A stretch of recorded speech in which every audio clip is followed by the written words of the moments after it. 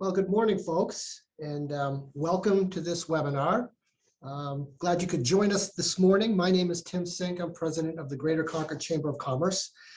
A couple of quick announcements we want to mention before we get started with the program. Just give you a heads up, two upcoming events. We have on the 25th of January, we are running an event called Career Pathways. It's a partnership with CRTC, and this is an opportunity for businesses to connect with high school students that may be interested in following a career path within their particular industry. So it's a 1-hour webinar on January 25th from 10 to 11 a.m. You can learn more about it, and you can go to our website and just click a button and register for it. There's no cost to attend. Our next legal series with Orr Reno will be on February 15th, also at 10 o'clock. So stay tuned for more details on that. And just to let you know, we are attempting to do some face-to-face events, but some of those are tentative at this point. We do have a tentatively scheduled business after hours at the Bank of New Hampshire stage on January 8th. We'll make a final decision on whether or not to move ahead with that face-to-face in the next week or so. So at this point, I'd like to just point out that we're going to start our program shortly. And if you have a question at the bottom of the screen, there's a Q&A button. Please just hit that Q&A button and type your question in, and we will take your questions at the end of the presentation. So we're really lucky to have someone who really knows the subject matter today regarding OSHA. Jim Labeau is an attorney with Orr Reno. He's practiced at Orr Reno for the past 18 years. Prior to Orr Reno, Jim worked for a large metropolitan law firm in Washington, D.C., where his practice was primarily focused on defending employers in OSHA-related matters. So altogether, he has 22 years of OSHA experience. In 2018, Jim was asked by the Occupational Safety and Health Review Commission to be one of a handful of panelists from outside the government to present at the Commission's National Judicial Conference. Jim received his Bachelor of Arts degree from the University of Notre Dame and his law degree from UNH Law. We're in good hands. Jim, thank you so much for doing this. I'll turn the program over to you. Thanks, Tim. Appreciate it. So let me see if I can share my screen.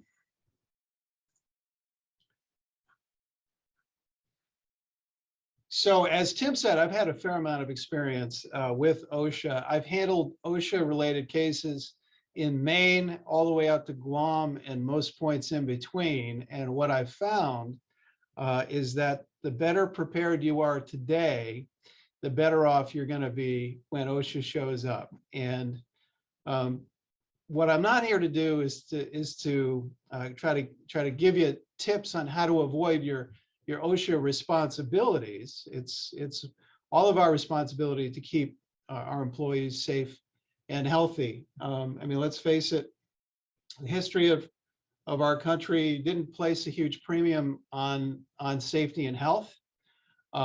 There's been a fair amount of folks that have been hurt or killed on the job. And back in the olden days, folks didn't really, or at least employers didn't really make it a priority.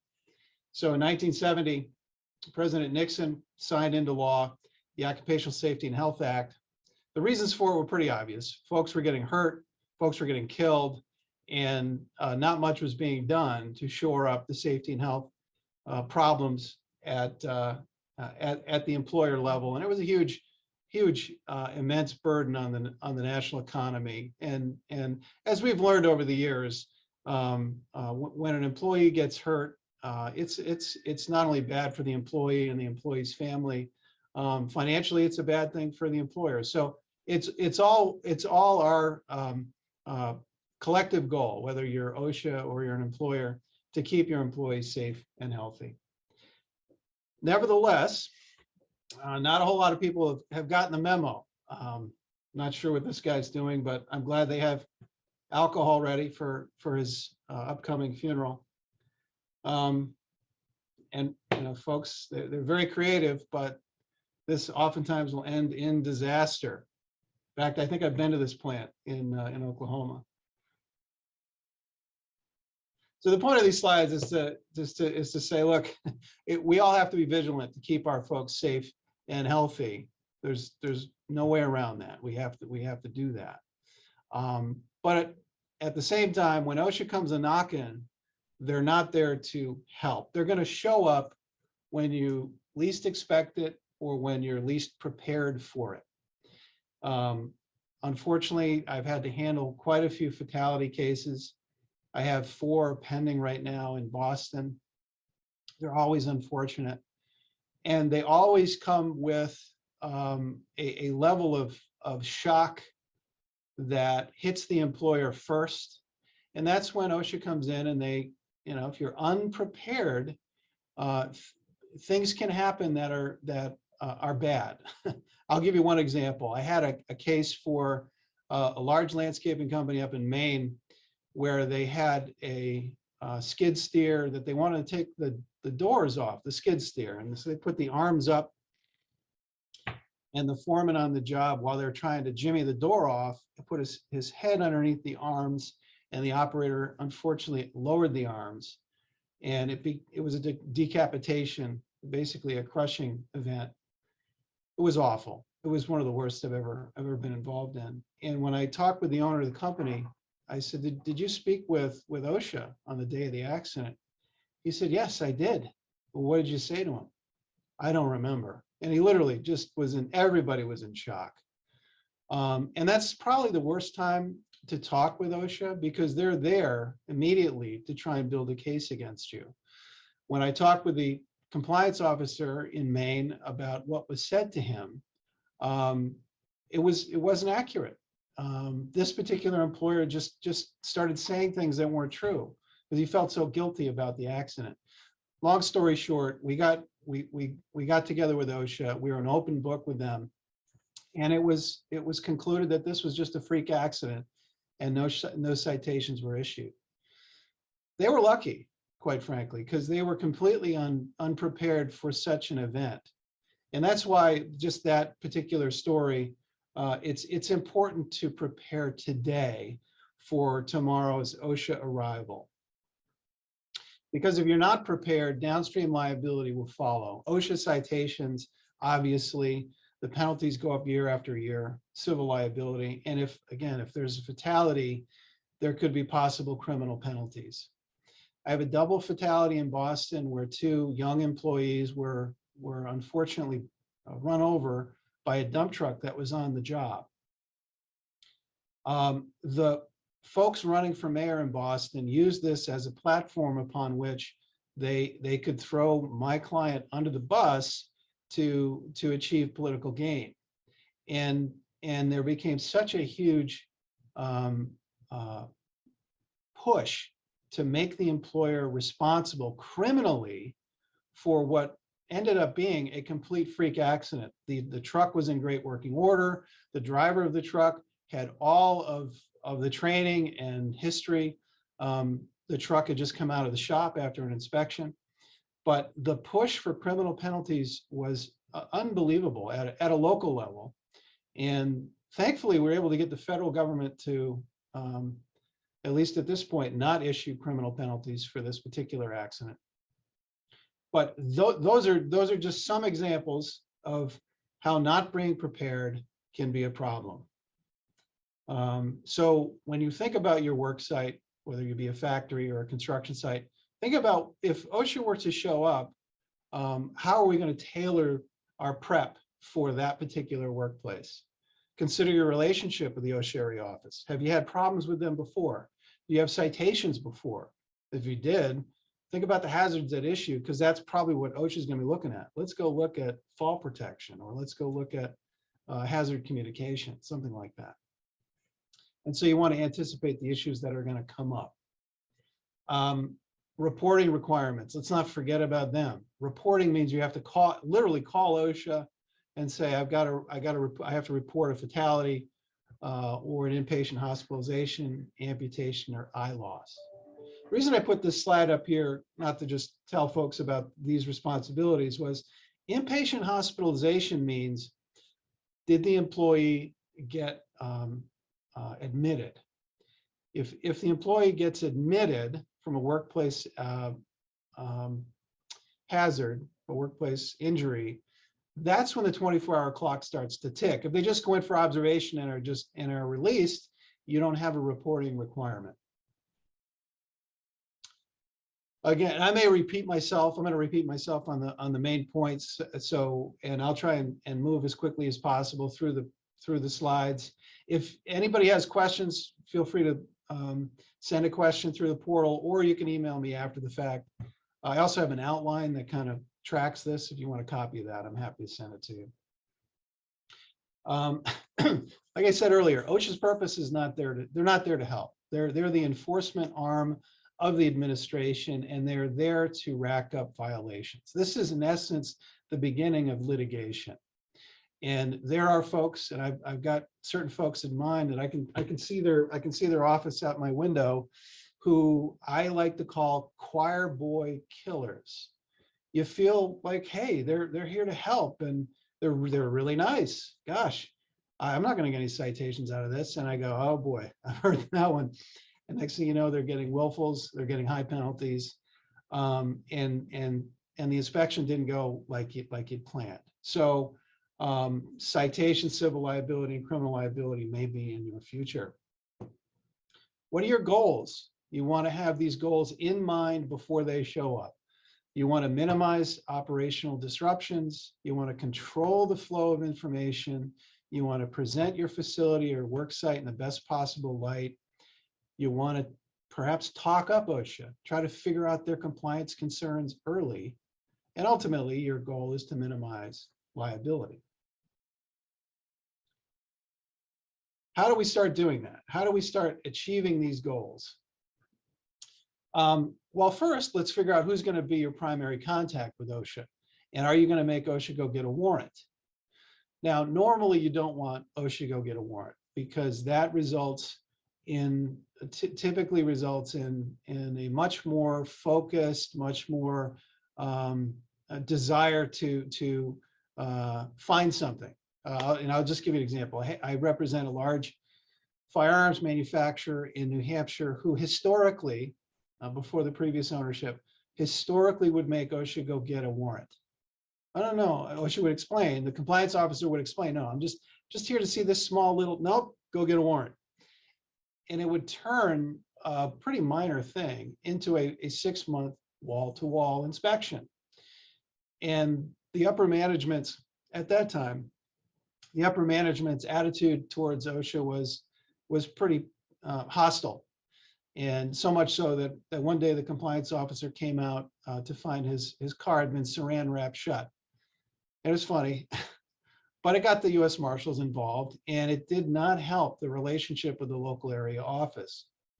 So, the bottom line, we all have to live with each other. And so tweaking OSHA over the years is only gonna haunt you later. Now under new management, this manufacturer is on great terms with OSHA. They don't get bothered half as much. And if they were to get bothered, it's usually a very cooperative atmosphere. Figure out who's gonna tag along with OSHA during the walk around. OSHA comes up, they show their credentials, and then eventually they conduct what's called a walk around inspection. You can't leave them alone during the walk around inspection, and you need someone with them the entire time. Figure out who's going to gather documents. I represented the Twinkie company back in 2001. We had an accident in Wayne, New Jersey. And the accident involved, this is a massive facility in Wayne, New Jersey, and they had a sugar silo that was on the outside of the facility. It was a standalone structure, standalone building. And the sugar was powdered sugar, and whenever Suzy Q or Cupcakes, whatever line needed sugar, they would just press a button and the sugar would get metered out and sent through pneumatic piping. But the sugar would get jammed up oftentimes. So the maintenance supervisor went out on this particular occasion, conducted partial lockout tagout. In essence, the sugar silo had 3 switches, 3 kill switches. He threw 2 of the 3. He didn't throw all 3. And the one he didn't throw happened to be the auger that metered out the sugar. When he put his hand up inside, he lost 2 fingers. So OSHA found out about it, and they they stopped in the front office and they said, hey, we'd like to see the sugar silo. That's why we're here. And instead of taking them outside of the building to the sugar silo, they walked them right through the building. And during that walkthrough, the OSHA compliance officer racked up what's called plain view violations. They saw areas of the facility that they otherwise would not have seen had they been taken outside the facility and just shown the sugar silo and then brought back. So that increased a much larger inspection because of the plain view issues. And then ultimately they ended up gathering documents. They would go to sanitation department, grab documents there. They'd go to maintenance and grab documents there. And there was no coordination as to who was giving them documents, what documents were they getting. And by the time Interstate Brands came to us, when we asked them, what documents did you give them? They were like, yeah, we kind of know we gave them, but we didn't keep a record. So that's just another story of, you need to plan upfront. Who's going to get documents? How is the flow of information going to happen? Who's going to be in charge of the walk around inspection? Because you need to know these things in advance before they show up. Who's going to arrange employee and management interviews? Who's going to determine if we need to call a lawyer? Oftentimes, and I'd love to be called for every OSHA inspection, but based on what you're learning here, you won't need a lawyer. You can do a lot of this yourself. The types of inspections are pretty straightforward, and these are usually why they show up. If complaints tend to be, they come from, in my experience, two places: disgruntled employees and a unionized workforce calling OSHA to go after a non-unionized workforce. Or regional program, if you are in a high hazard industry and or you have high injury and illness records, then you might fall onto their program inspection list. Now, the opening conference is the first point in the inspection where you can start managing the inspection. And asking for the compliance officer's credentials is usually, I usually said, yeah, you got to ask for it just so you know who you're dealing with, kind of thing. But I've had situations recently where non-compliance officers show up and they work for OSHA, but they're not compliance officers. They're somebody else not authorized to conduct inspections. And the one incident happened down in the Cape, where a labor liaison, every region has a labor liaison, and what they are is a go-between between unionized workforce and the agency. Oftentimes, those labor liaisons are used as a tool to attack non-unionized workforces.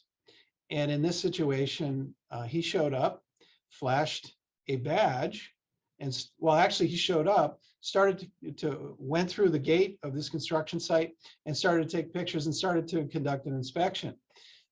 When folks saw his badge that said labor liaison, they told him to leave.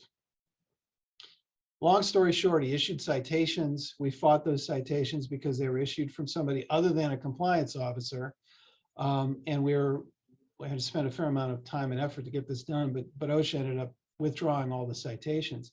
When I asked this particular person how many citations he'd issued over the years, himself alone, he said, oh, geez, hundreds. Just nobody ever called him on it. Long story short, ask for credentials.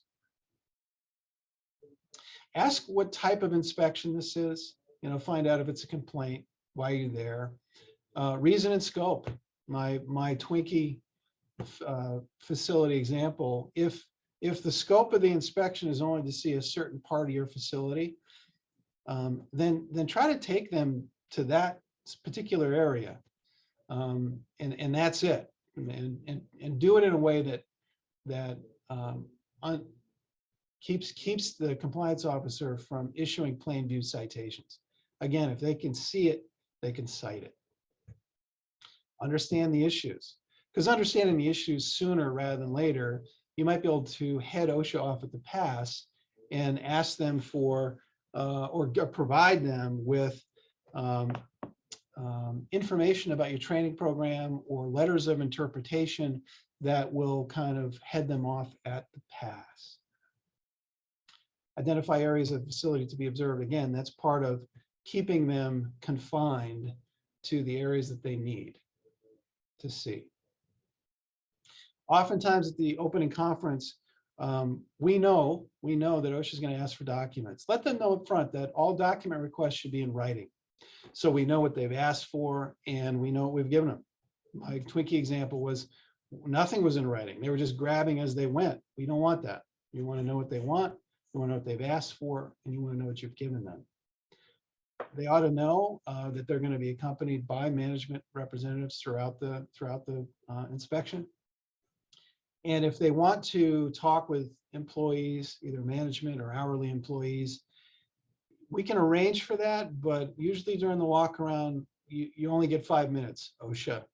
5 minutes, and then anything longer than that, we can arrange for a more proper interview at a time that's not so disruptive for us. Because it'll give you an opportunity to allow for a replacement, and just, you don't want to shut down your work site just because OSHA's there, and they don't have the power to do that anyway. All management representatives will be present for manager interviews. Now, manager interviews are very important because a manager is somebody who's in charge of other people.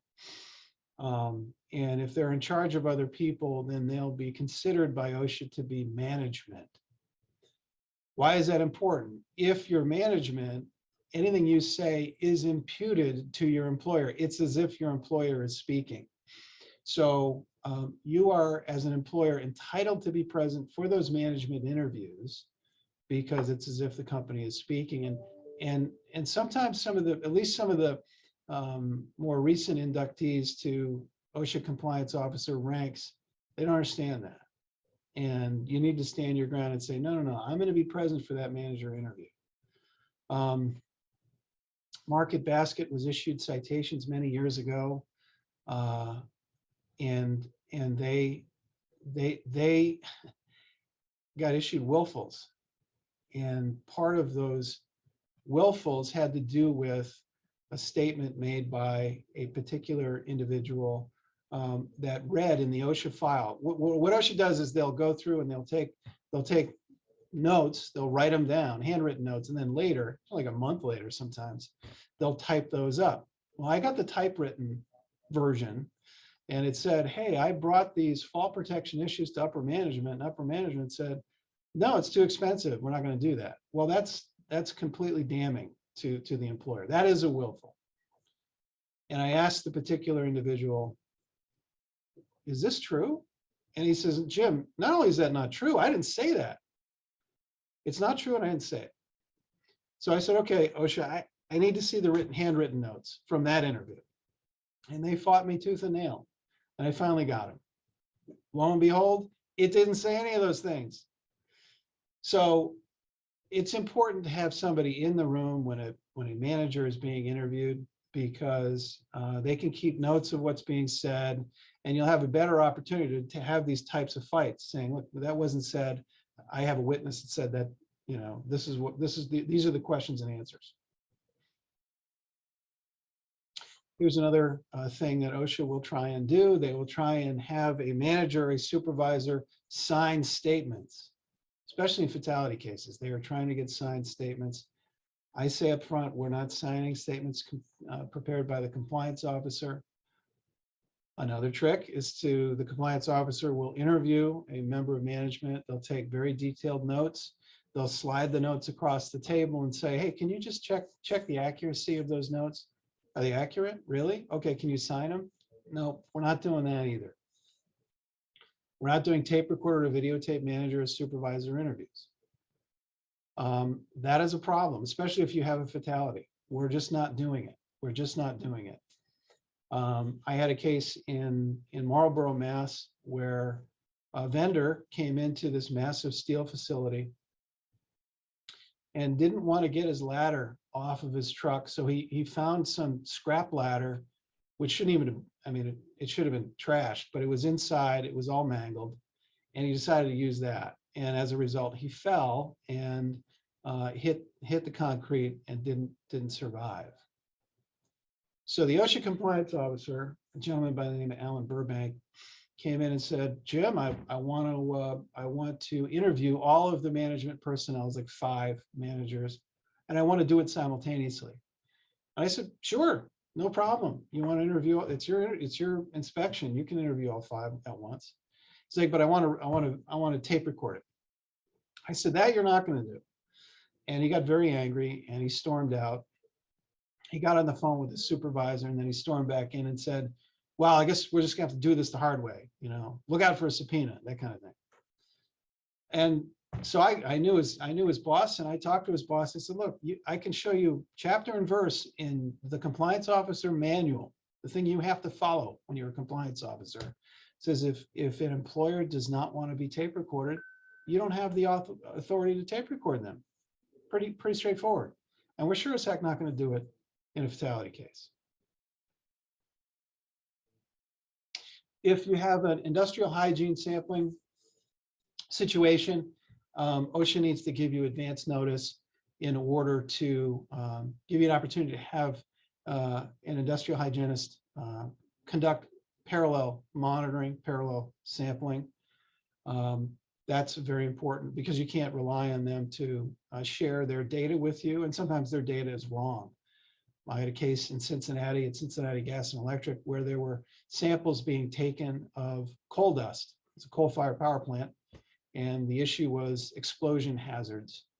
And they wanted to take samples of coal dust, and we took side-by-side samples, and they were not accurate. The ones that OSHA came up with were not accurate.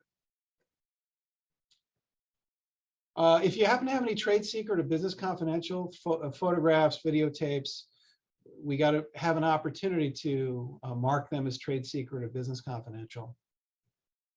The Hostess cupcake machine, OSHA wanted to take a picture of the Hostess cupcake machine that put the little swirls on the top.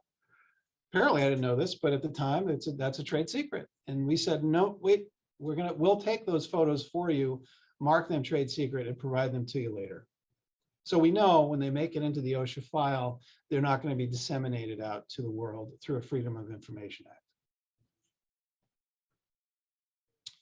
The walk around team, make sure your team, depending on size, it could be 1, it could be 5 people, but make sure they all know the ground rules, and make sure that they understand that we're not going to invite OSHA into areas that OSHA doesn't want to see. And we need to be worried about plain view. We need to be worried about videotape,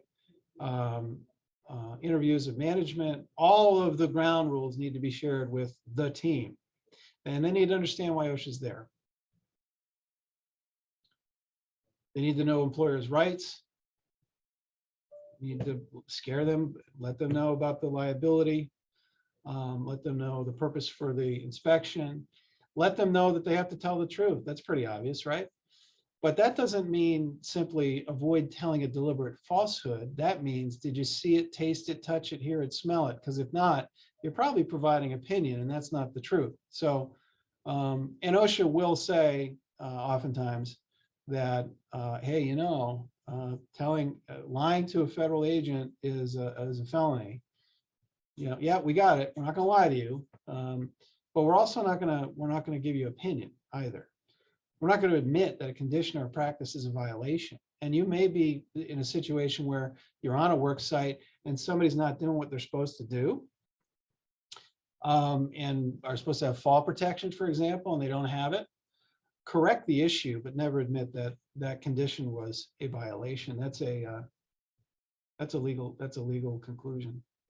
And what I like to do is I like to figure out what is concerning to OSHA. Quite frankly, what concerns OSHA concerns us from a safety and health standpoint, number 1, and number 2, from a defensive standpoint.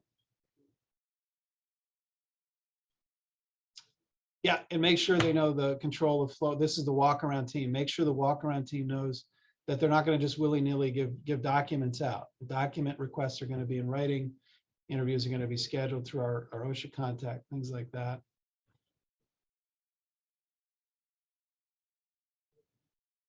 I'm repeating myself again, hold on. The plain view, they need to understand the plain view violation issue. Typically, the safety department employee or the HR department will be the point of contact for OSHA.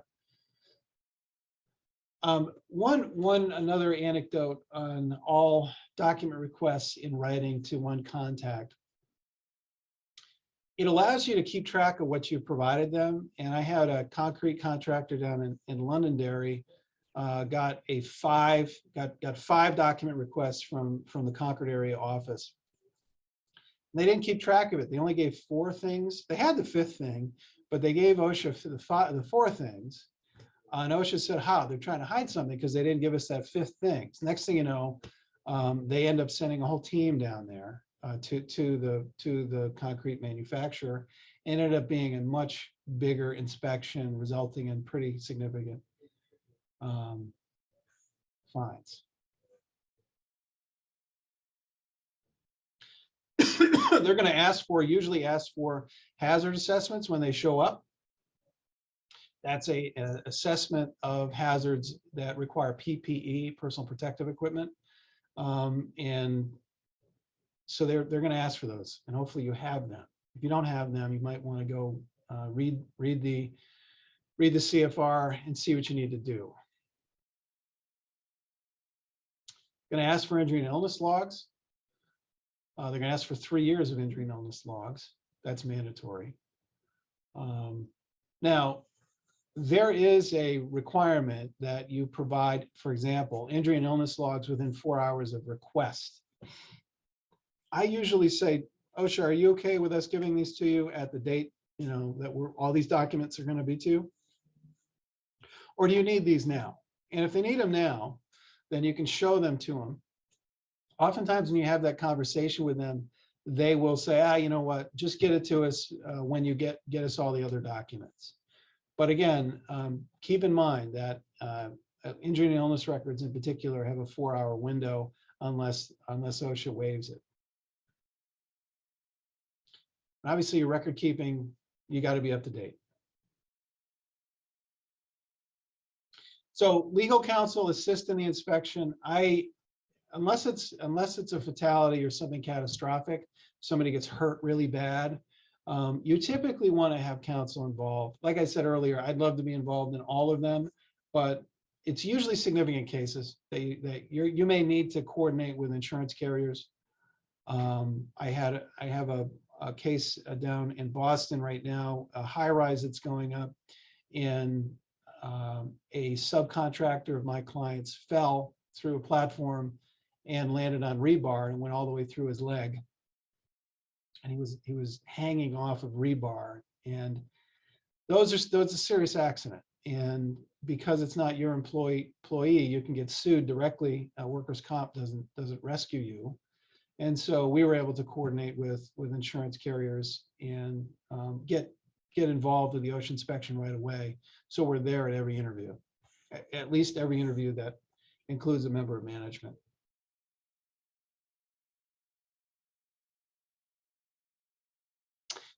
One thing I go back, the last point on this slide is if production methods are implicated, could result in substantial capital outlays to achieve compliance. We had a case in Chicago for Commonwealth Edison, and it was a big power plant, and the issue was group lockout tagout. We all knew with the IBEW with us, that the group lockout tagout that we were doing, virtually all of the large power generators were doing the same thing we were doing, and it made sense. It tracked what we thought the regulations said. OSHA took a different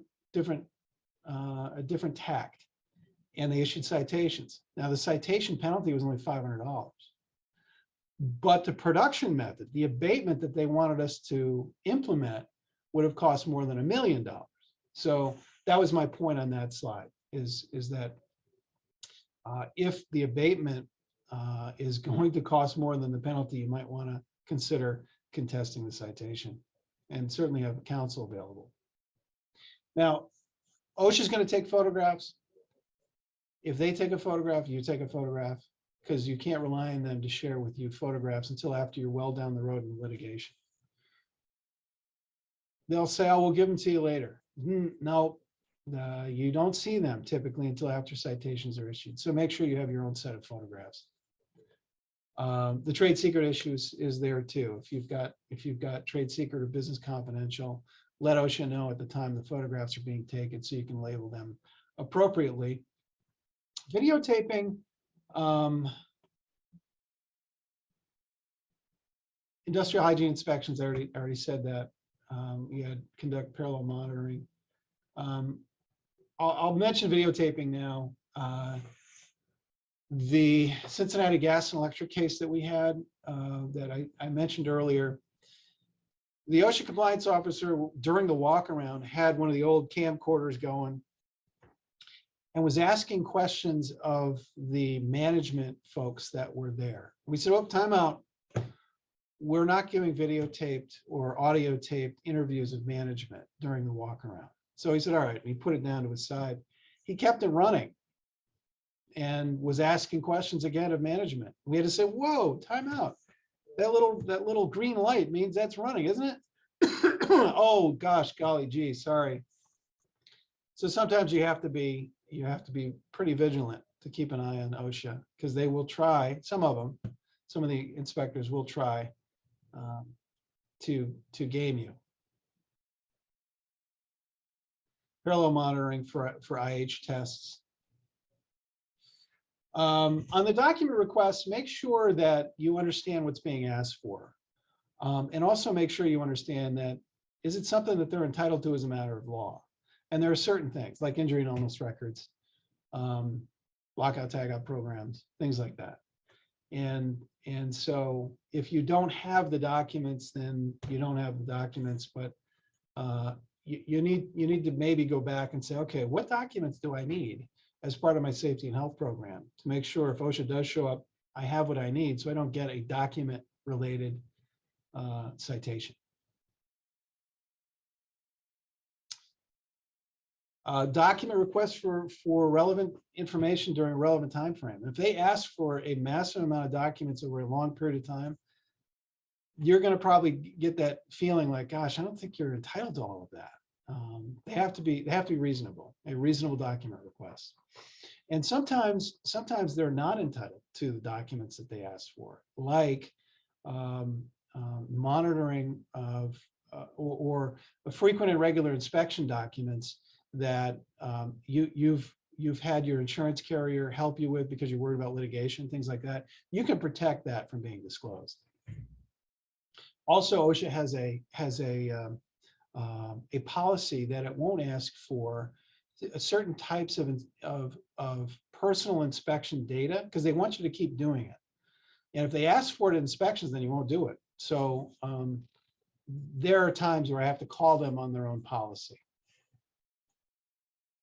Also, if there are privacy rights, personnel records, things like that, you need to be aware of that.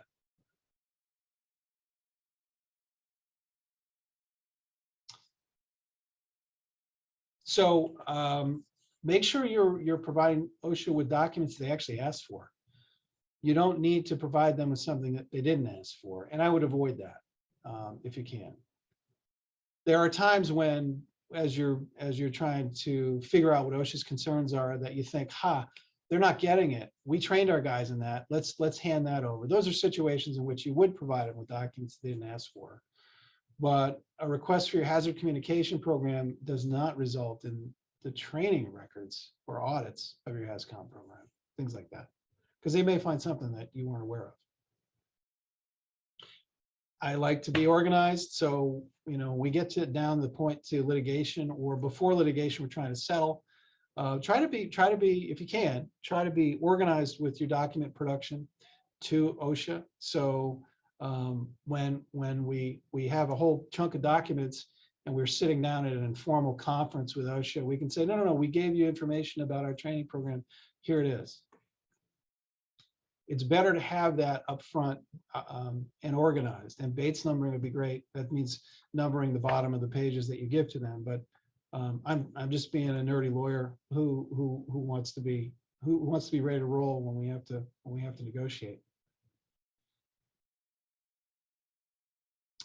So most evidence of OSHA violations tend to come from employee interviews.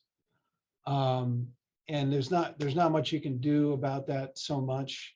What you can do, so I had a case where a employee unfortunately had his face caught on fire, and they had to life flight him to Dartmouth Hitchcock. We knew, based on the fact that it was so public, that OSHA was going to be coming any day. So we sat down with all of the particular individuals in this room of a manufacturing facility and talked with them about, hey, OSHA may be coming, and that they may be asking you about this accident. They may also ask you about your training. Let's talk about your training, and kind of run down the training that they had. You know, they may not remember what they got trained on in the last year or two. And so that helps prime the pump for them, because when they go behind closed doors and they're non-management, you're not invited in the room. And it's good to try and prep them in advance and let them know what their rights are, what their obligations are. But trying to inject yourself into the non-employee interview will probably cause problems. In that instance, where we were preparing these particular employees on the burn accident, we said, you don't have an obligation to meet with OSHA. If you do meet with OSHA, you could actually have a representative with you, but it's your call. We're not telling you that we should be involved, anybody in management should be involved, but it's all your call. And as the first employee, hourly employee, was being walked into the conference room for his interview, the HR director said, hey, don't forget, you can have us in there with you. And the compliance officer didn't take it the right way, and actually took it as if that particular HR person was trying to interfere with an active investigation by trying to insert themselves into the room. So all you can do is let them know their rights, and they're the ones that have to exercise those rights. So one thing that folks, hey, you know, I'm a company person. I'm not gonna talk to OSHA at all. If it's voluntary, I'm withholding my agreement to be interviewed. Is okay, but if you don't get interviewed, OSHA will think you're trying to hide something, or that we're trying to hide something, and you will be subpoenaed. So you're probably not getting out of the interview. It's either going to be done voluntarily, or it's going to be done through force. And sometimes that's not a bad thing, because if it's done through force, then you're going to automatically have somebody in the room with you, if it's done by subpoena. But it usually strikes a bad feel. I mean, again, you don't want OSHA to feel like you're hiding anything. Oftentimes, truth to power is our best defense. But keep that in mind. If you don't volunteer, you're probably going to be compelled. Let them know that they can opt out of being audio taped or videotaped. They don't have to sign statements. All of the things that we talked about earlier, they can say no to. They can be interviewed, but they can say, I'm not signing anything, and I'm not being audio or videotaped. In cases in which we can prep hourly employees, I do try to cover some of the questions that OSHA is going to ask. Try to avoid any misunderstandings, you know, about terminology.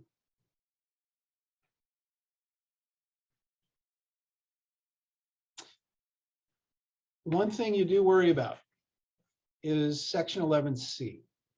That's the whistleblower section of the Occupational Safety and Health Act. Section 11C prohibits any adverse consequences to employees as a result of their cooperation in an OSHA inspection, or if they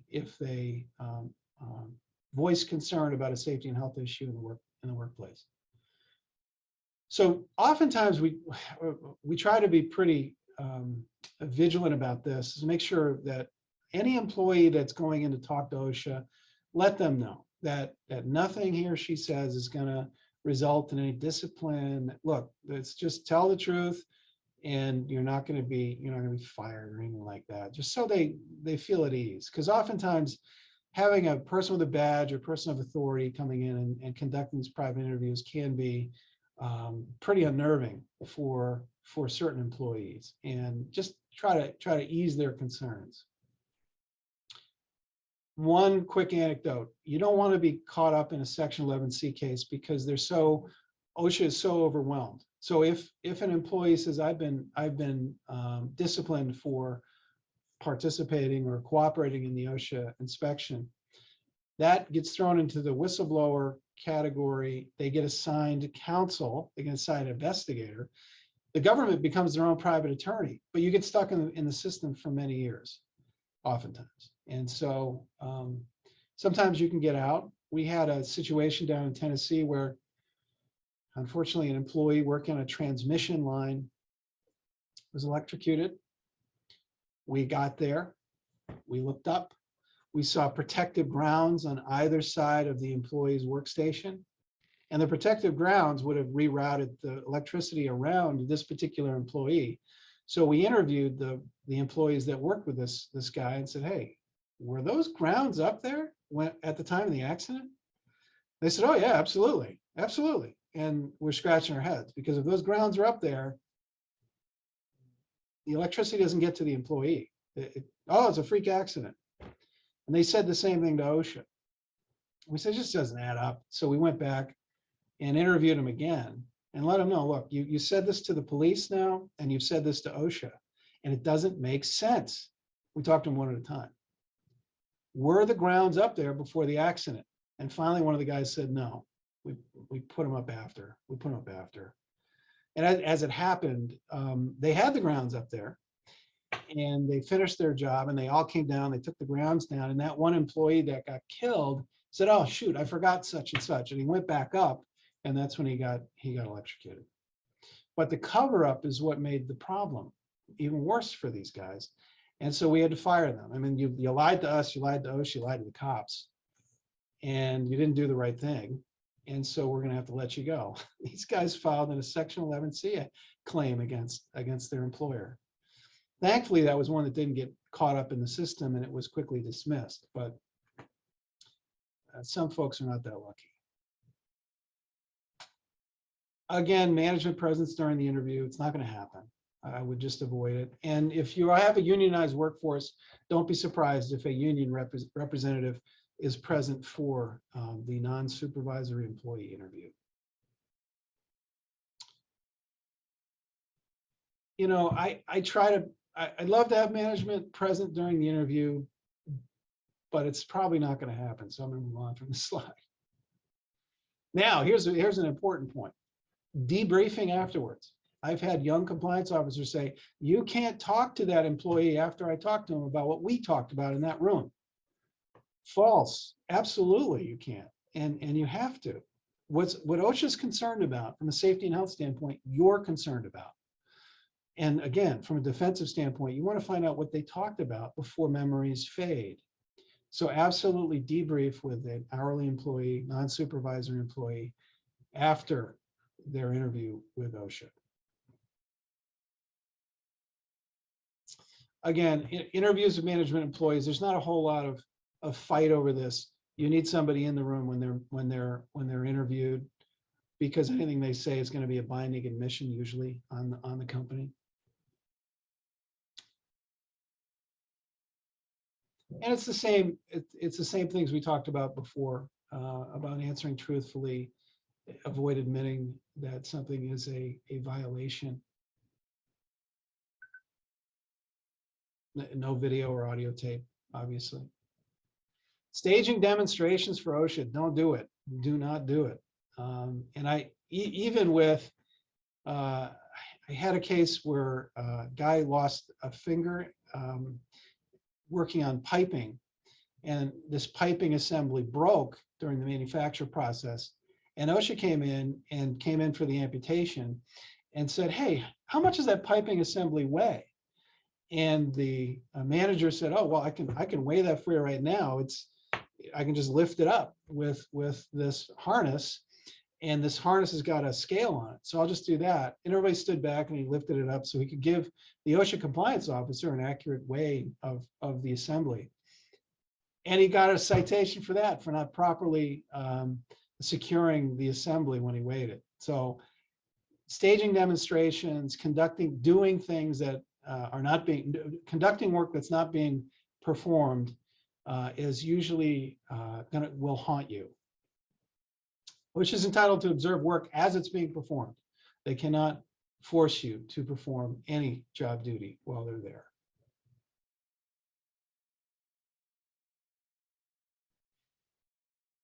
Compliance officer, OSHA cannot direct the cessation of work. Only a U.S. District Court judge can do that. I had a situation where a blasting contractor had set up an entire site. They were ready to blast, and OSHA showed up and said, "Time out. I want to measure to make sure the blasting caps are far enough away from where you're going to detonate from." And so he walked a fully loaded shot, which in my opinion, is probably more dangerous. Nevertheless, he had no authority to direct the cessation of work.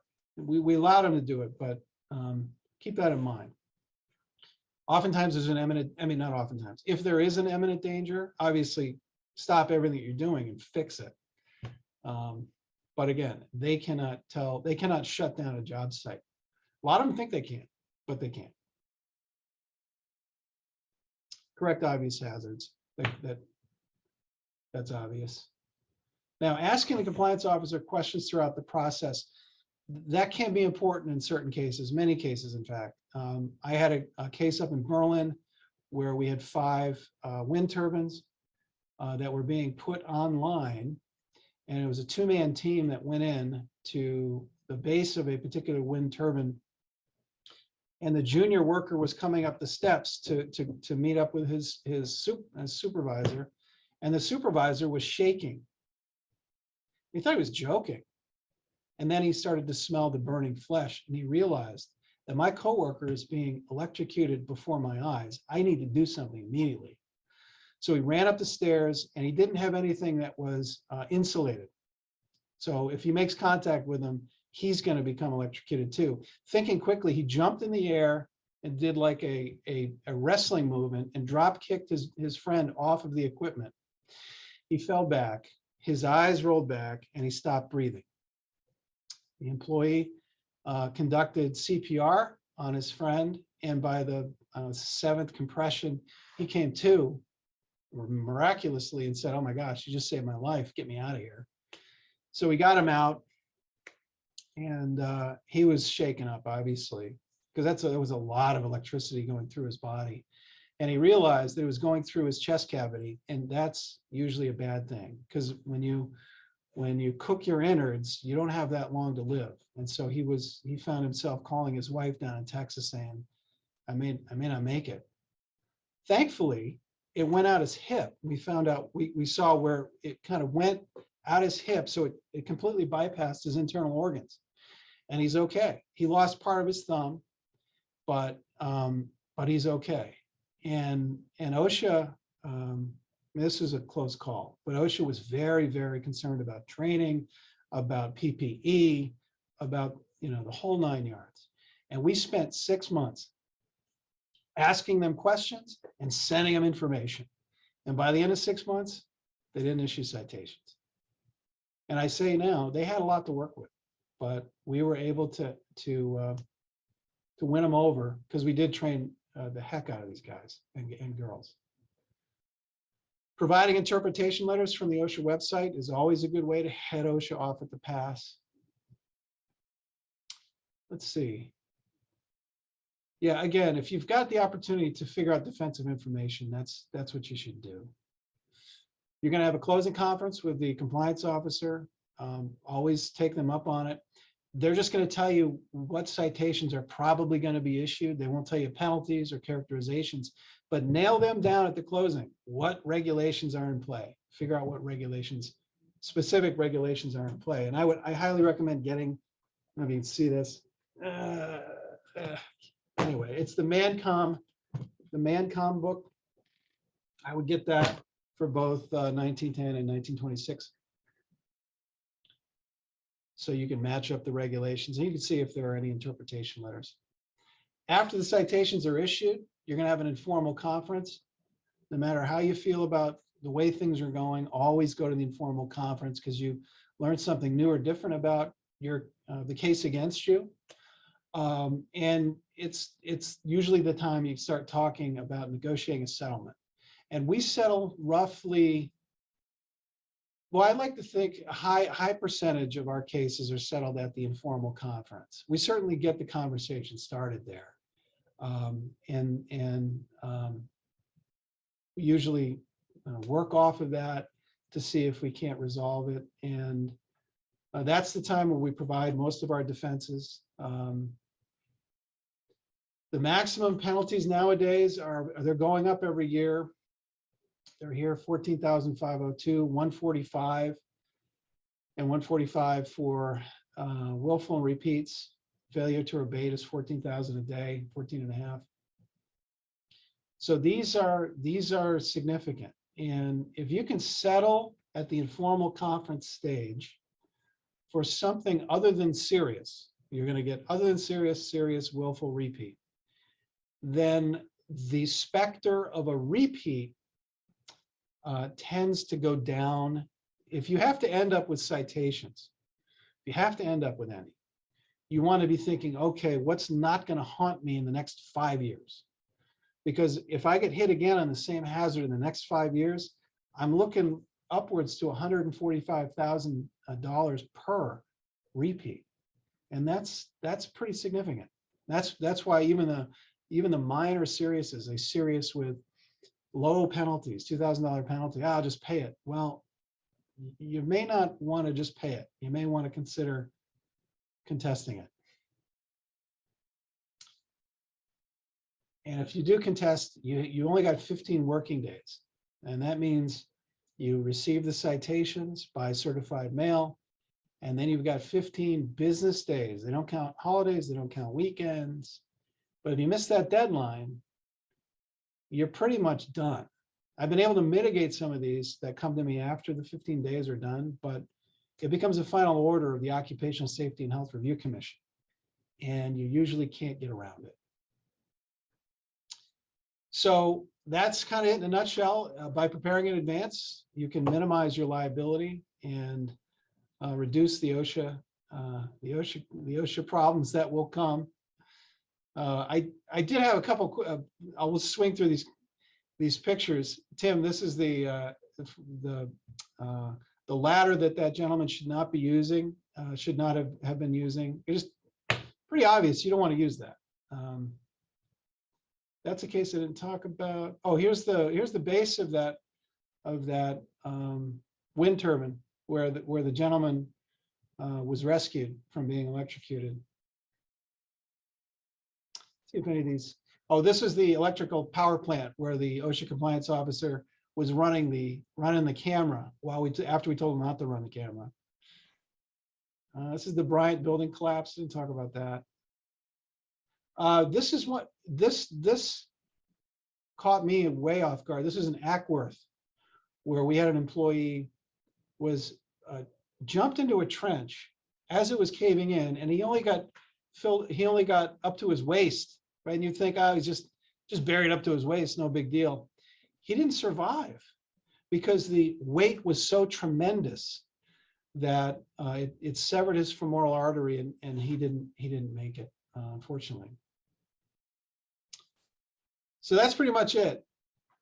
And Tim, I think we got some questions. We do. Here's one. Our employees work in clients' home providing senior home care services. Would OSHA require documents for each client's home or just agency documents? And I think an example she follows with is, we don't necessarily know what kind of chemicals a client may have hidden in their garage, for instance. Let me just read that. Our employees work in clients' home providing. So no, let's just say, for example, a client's home, while it technically would be a workplace, that's not something that the employer dictates. So an employer is not going to dictate that you work with your home employees' chemicals or anything like that. So, and that's not something that OSHA would care about. I don't see them caring about something like that. So a follow-up question, Jim, does OSHA do just random inspections? I mean, could you be running your business and all of a sudden they just show up and say, hi, we're here, and we're gonna like you to show us around? Yeah, so they can conduct random inspections, usually if you're in a high hazard industry. And you can find on the OSHA website which industries they consider to be high hazard industries. So they could show up just because of that alone, if you're in the industry. The other thing that they can do randomly is if you ended up having a high injury and illness record, usually over a 3-year span. But if you had an incredibly high injury and illness record, you may pop up on their radar, and they may show up. And the last thing is a random drive-by. If you're working outside and they drive by and see you doing something, not wearing fall protection or in a trench that doesn't have a trench box, then that would be a random inspection. That happens all the time, it really does. And I had over in Hopkinton, the assistant area director was out walking his dog, and he came across one of my clients conducting some tree clearing operation. And instead of letting the OSHA guy walk through, had a big OSHA printed on his sweatshirt. They said, "Oh, hold up," and after they told him to hold up, he claims that they got really close to electrical wires, and so he ended up issuing citations. But that was about as random as it gets. I'm out walking my dog, I'm wearing an OSHA sweatshirt, and I'm going to issue citations to my neighbor. So a question about the notes here. Would you be willing to let us share those with the attendees? Yes, actually, I've got, I could send the PowerPoint, but I've got a very much more concise outline that I can just send. Maybe I send it, should I send it to you, Tim, and you can get it to the attendees? Sure thing, or me or Trieste, either way, we can, okay. Can make sure they get it. That's great. There's a lot of good information. I had one other question. This is regarding what sort of got us talking about this in the first place, the vaccine mandate. So the Supreme Court weighed in. Is that, in your opinion, is that a dead issue at this point, that we're not going to have to worry about OSHA compliance with vaccine mandates, or could this come back in some other form? So technically it can come back, but I've been holding the opinion on this that it doesn't meet the emergency temporary standard rule. It doesn't. It's not a grave. Anyway, I don't want to get into too much, but I don't see this coming back to haunt us, because I think it's going to end up dying on the vine, given the course of the current course of what I understand the virus is taking. And the other thing is, and just practically, I talk with enforcement personnel, at least in Region 1, which is where we are here in New England. They don't want to have anything to do with enforcing the ETS. They've got too much on their plates in the normal course that they don't. So I would see this as if it held up, it would be very difficult for us to see a whole lot of enforcement in that area, just because everybody's spread thin at OSHA. Maybe we would see these letters going out. There's these things called, well, the blank in the acronym, but they send out letters. If they don't want to conduct an inspection, they'll send out a letter to you. And I see this, how the ETS might have shaken out, is if it comes back to haunt us, let's say, which I doubt it, you might get a bunch of letters from OSHA saying, answer these questions under oath. And if you answer them properly, we won't come bug you, meaning, is everybody vaccinated? If you say no, then we're going to come after you. So there's one way to get around the lack of the desire to enforce, by sending out these form letters. But I think we've dodged a little bit of a bullet, although like I said, I've always been of the opinion that this was a reach, and I don't see this coming back to haunt us. Well, Jim, we're a little bit over our hour. I just wanted to thank you, Jim Labeau, for making this presentation. A lot of great information, a lot of great stories and illustrations, and we appreciate you sharing all those. That was terrific. So thank you so much to you and to Orr Reno for this very informative program. We appreciate it. Yeah, my pleasure, Tim. Thanks. Appreciate it. All right, and thank you all for coming. Oh, it looks like somebody's sneaking in a last second question here. Nope, that's just a thank you. All right, thank you so much, Jim. Appreciate Okay, it. guys. Thanks, everybody for See ya. coming.